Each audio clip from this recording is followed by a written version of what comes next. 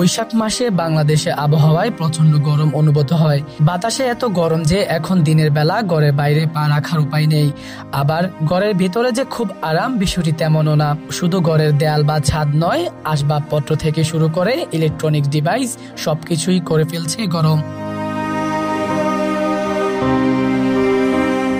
গ্রীষ্মের এই অসহনীয় গরম থেকে স্বস্তি পেতে প্রাপ্তবয়স্করা একটু পরপর চোখে মুখে পানির ঝাপটা দিচ্ছেন, তৃষ্ণা পেলে পানি পান করছেন, রোদে বের হলে সঙ্গে ছাতা রাখছেন, রোদে চশমা ব্যবহার করছেন, কাজ করতে গিয়ে একটু জিরিয়ে নিচ্ছেন।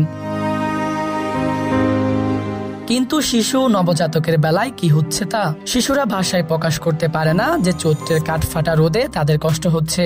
গরমের সময় শিশুদের বিভিন্ন রোগবালাই থেকে সুরক্ষিত রাখতে অভিভাবকের বাড়তি মনোযোগ দিতে হবে। বছরের উষ্ণতম ঋতুতে শিশুরা সাধারণত ডায়রিয়া সহ নানান ধরনের চর্মরোগ, ভাইরাস জ্বর, সর্দি, কাশি, নিউমোনিয়া দ্বারা আক্রান্ত হয়। এ সময় হাসপাতালে রোগীদের উপচে পড়া ভিড় থাকে। ভাইরাল ডায়রিয়া ও নিউমোনিয়ার বাইরেও বাংলাদেশে এই সময় চিকেন পক্স বা জলবসন্ত, রুবেলা, ক্যাবিস বা খুচপাছড়া ইত্যাদি রোগীর সংখ্যা বেড়ে যায়।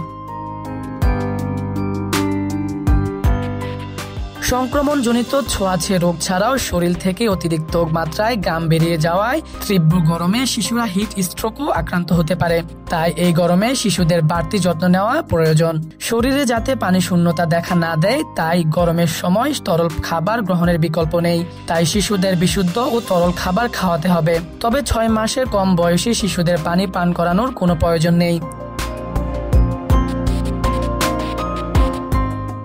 গরমের সময় শিশুদের নিয়মিত গোসল করাতে হবে এবং ধুলোবালি থেকে দূরে রাখতে হবে ও নবজাতকদের কাপড় মুড়িয়ে না রাখার পরামর্শ দিয়েছেন চিকিৎসকরা।